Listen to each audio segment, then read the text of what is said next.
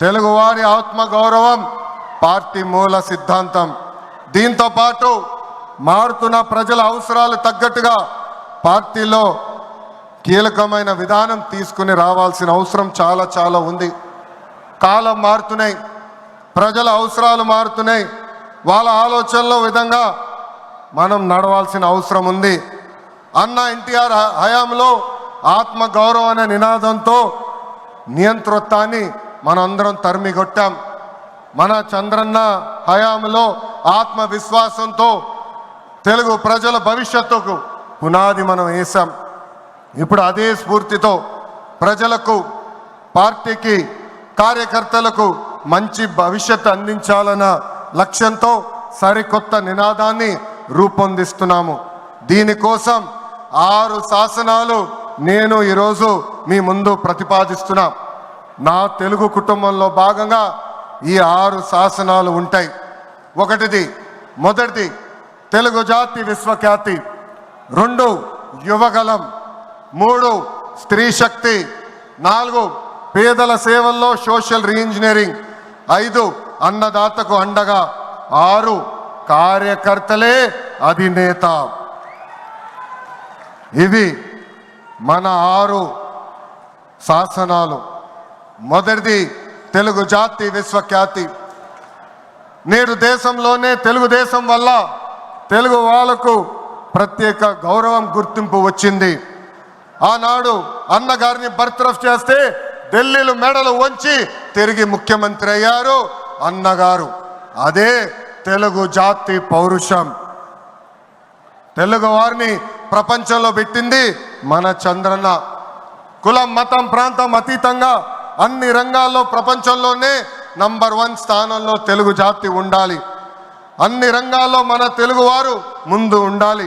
ఇది ఎజెండాగా పెట్టుకుని మనందరం పని చేయాల్సిన అవసరం ఉంది. రెండోది యువగలం. తెలుగుదేశం పార్టీలో యువతకు పెద్ద పీట వేస్తున్నాం. వేదికమైన మీరు చూస్తే అర్థమవుతుంది. మొన్న జరిగిన ఎన్నికల్లో 164 శాసనసభ్యుల్లో 88 మంది మొదటిసారి గెలిచిన శాసనసభ్యులు ఉన్నారు. కేబినెట్లో కూడా తీసుకుంటే 25 మంత్రులకి ఏకంగా 17 మంది మొదటిసారి మంత్రులుగా కూడా నియమించారు గౌరవ జాతీయ అధ్యక్షులు చంద్రబాబు నాయుడు గారు. సీనియర్ని, జూనియర్ని గౌరవిస్తాం, పనిచేసే వాళ్ళని ప్రోత్సహిస్తాం. గత ప్రభుత్వంలో ఒక HSBC, Franklin Templeton, Amar Raja జాకీని తరిమేస్తే మన ప్రభుత్వ అధికారంలోకి వచ్చిన తర్వాత TCS, LG electronics, NTPC, BPCL, Reliance CBG, Arcelor Mittal ఇలా అనేక పరిశ్రమలు ఆంధ్ర రాష్ట్రానికి తీసుకొచ్చాం. మెగా డిఎస్సి ప్రకటించాం. ఈ మెగా డిఎస్సి ద్వారా 16,347 ఉపాధ్యాయుల పోస్టులు వచ్చే నెల జూన్ మాసంలో కూడా మనం భర్తీ చేయబోతున్నాం. ఇంకా యువతకు 20 లక్షల ఉద్యోగాలు కల్పించే లక్ష్యంలో మన ప్రభుత్వం అడుగులేస్తుంది. మన రాష్ట్రంలో బలమైన యువశక్తి ఉంది. వారికి సరైన అవకాశాలు అందిస్తే దూసుకుని పోతారు. అన్ని రంగాల్లో వారికి ఉపాధి, ఉద్యోగ అవకాశాలు కల్పించడమే మన లక్ష్యంగా పెట్టుకుంటున్నాం. మూడోది స్త్రీ శక్తి. అన్న ఎన్టీఆర్ మహిళలకు ఆస్తుల్లో సమాన హక్కు కల్పించారు. మహిళలకి ఆర్థిక స్వాతంత్రం ఇచ్చింది మన చంద్రన్న. గత ప్రభుత్వంలో శాసనసభ సాక్షిగా తల్లిని అవమానించారు. సొంత తల్లిని, చెల్లిని మెడబెట్టుకుని బయటికి గెంటేశారు. అర్థమైందా రాజా? అర్థమైందా రాజా? ఉద్యోగ ఉపాధి అవకాశాల్లో మహిళలకు రిజర్వేషన్, మహిళలకు విశ్వవిద్యాలయాలు, దీపం పథకం ఇచ్చింది తెలుగుదేశం. రానున్న రోజుల్లో మహిళల్ని మరింత బలోపేతం చేసి స్త్రీ శక్తి ద్వారా మనం కృషి చేయాలి. పార్టీ పదవుల దగ్గర నుంచి అన్ని రంగాల్లో మహిళల్ని సమానంగా బాధ్యత, భద్రత కల్పించాలి. ఈరోజు నేను కొన్ని విషయాలు మీకు చెప్పాలనుకుంటున్నా. చట్టాలు, శిక్షల వల్ల సమాజంలో మార్పు రాదు. సమాజంలో మార్పు రావాలంటే మన ఇంట్లో మార్పు మొదలవ్వాలి. ఇప్పుడు కూడా మనం కొన్ని పదాలు వాడతాం. గాజులు తొడుకున్నావా, చీరలు కట్టుకున్నావా, ఆడపిల్లగా ఏడవద్దు, ఇలాంటి పదాలు మనం మానేయాలి. అప్పుడే మనం ఆశించిన మార్పు సమాజంలో వస్తుంది. నేను ప్రతిపక్షంలో ఉన్నప్పుడు ఆనాడు ఒక మహిళా మంత్రి నాకు చీర గాజులు పెడతానని చెప్పారు. ఆనాడే చెప్పారు ఆమెకి, చీర గాజులు పంపించండి, మా అక్క చెల్లెలకు పెట్టి వాళ్ళు కాలు మొక్కి ఆశీర్వాదం తీసుకుంటానని.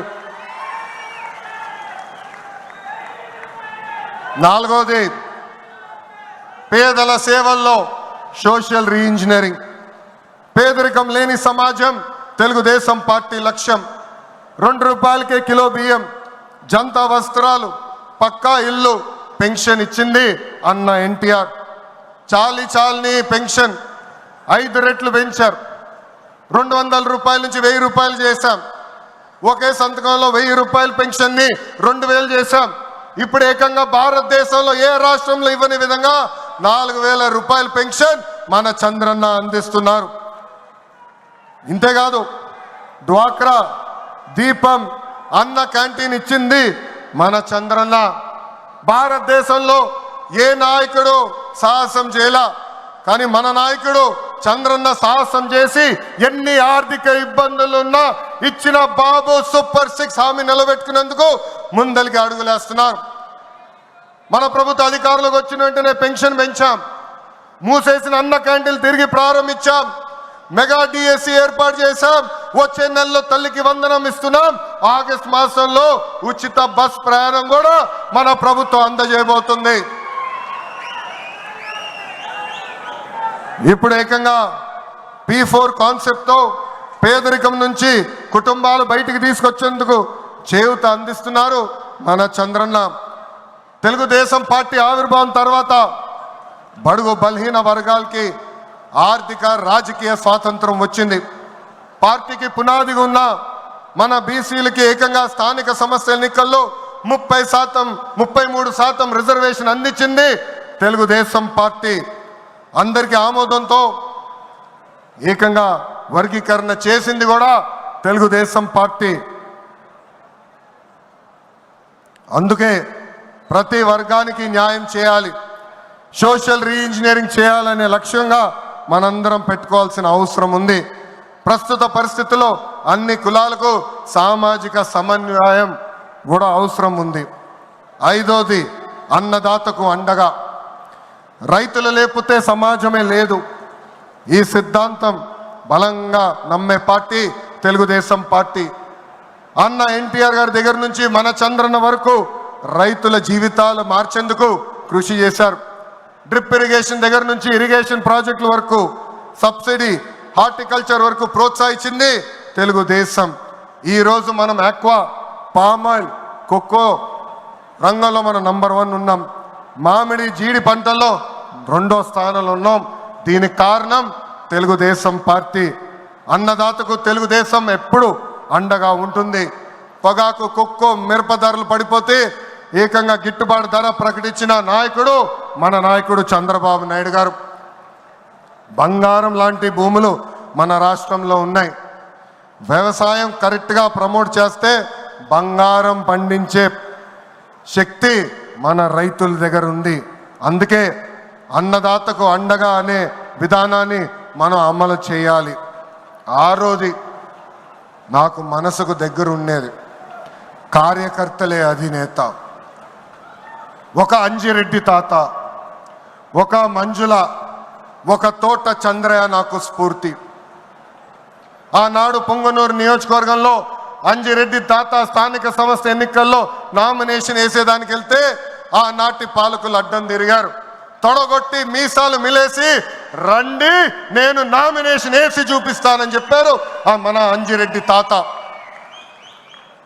బూత్లో రిగ్గింగ్ జరుగుతుందని బూత్కి వెళ్ళి కూర్చుంది మంజుల. ఏకంగా మంజుల గారు ఉంటే బూత్ రిగ్గింగ్ జరగదని ఆమె పైన దాడి చేశారు. రక్తం గారుతున్నా భయపడలేదు. చివరి ఓటు పడే వరకు, ఈవీఎం బాక్స్ కి తాళం వేసే వరకు ఆ బూత్ లో నిలబడింది మన అక్క మంజుల. ఇంకా తోట చంద్రయ్య గారి గురించి ఎంత చెప్పినా తక్కువే. మనందరం చూసాం, నడివీధిలో ఆనాటి పాలకులు తరిమి తరిమి కొట్టారు. ఏకంగా డివైడర్ పైన పెట్టి కత్తిని గొంతుకు పెట్టారు. ఒక్కసారి వాళ్ళ నాయకుడికి జై చెప్పమంటే జై తెలుగుదేశం, జై చంద్రబాబు నాయుడు అని చెప్పి ప్రాణాలు పోగొట్టుకున్నాడు తోట చంద్రయ్య. ఈరోజు నేను ఈ సభాముఖంగా గర్వంగా చెప్తున్నా, ఆంధ్ర రాష్ట్రంలో ఎప్పుడు జరిగిన విధంగా తోట చంద్రయ్య కొడుకు కూడా ఈరోజు మన ప్రభుత్వ ఉద్యోగం ఇచ్చింది. అందుకే తెలుగుదేశం పార్టీలో కార్యకర్తలే మన అధినేత. ఈరోజు మేమందరం ఈ వేదిక మీద నుంచున్నామంటే దానికి కారణం తెలుగుదేశం పార్టీ కార్యకర్త చెమట.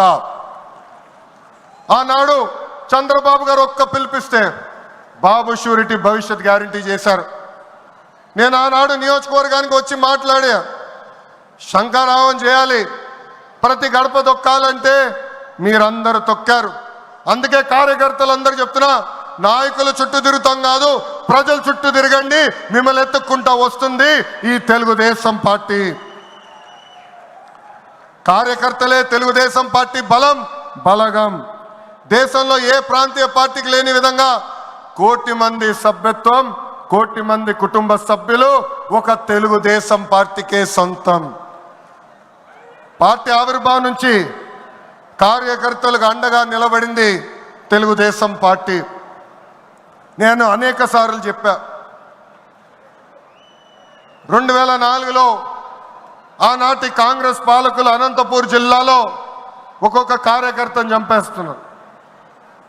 అది చూసి చంద్రబాబు నాయుడు గారు వాళ్ళ పిల్లలు ఫ్యాక్షన్లోకి వెళ్ళకూడదని ఏకంగా గండిపేటలో ఎన్టీఆర్ మోడల్ స్కూల్ ఏర్పాటు చేశారు. నాతో కన్నా కార్యకర్తల పిల్లలతో ఎక్కువ సమయం ఆయన గడిపారు. ఆనాడే ఆయన అడిగాను, ఇది న్యాయమా, నాతో సమయం గడపాలి కదా అని. ఆయన ఒకటే అన్నారు, ఆ పిల్లలకి తల్లిదండ్రులు లేరు, ఫ్యాక్షన్ దాడిలో చంపేశారు, వాళ్ళ కళ్ళల ముందర చంపేశారు, వాళ్ళకు ఒక తండ్రిగా నేను నిలబడాలి, అది నా బాధ్యత అని చెప్పిన వ్యక్తి చంద్రబాబు నాయుడు గారు. యువగలం పాదయాత్రలను కలిసా, వాళ్ళ కష్టాలు నేరుగా నేను చూసా. చంద్రబాబు నాయుడు గారు చేసిన సేవ ఆ పిల్లలు ఈరోజు కూడా మర్చిపోవట్లేదు. కార్యకర్తల కష్టం వస్తే మొదటిగా స్పందించిన పార్టీ తెలుగుదేశం పార్టీ. అలాంటి కార్యకర్తలకి అనేక సంక్షేమ కార్యక్రమాలు చేస్తున్నాం.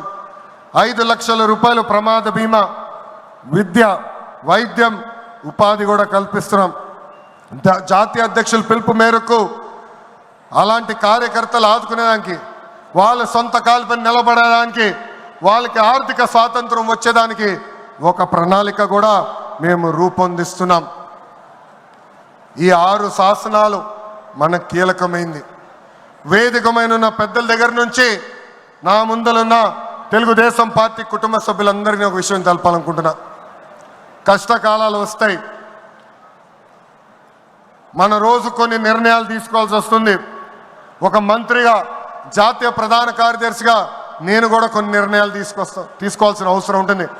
అప్పుడు ఈ 6 శాసనాలు మనందరం చదువుకుని ఆ 6 శాసనాలు చెప్పిన మార్గమే మనందరం ఎంచుకోవాలని ఈ సభాముఖంగా కార్యకర్తలకి, వేదికమైన నాయకులందరికీ నేను పిలిపిస్తూ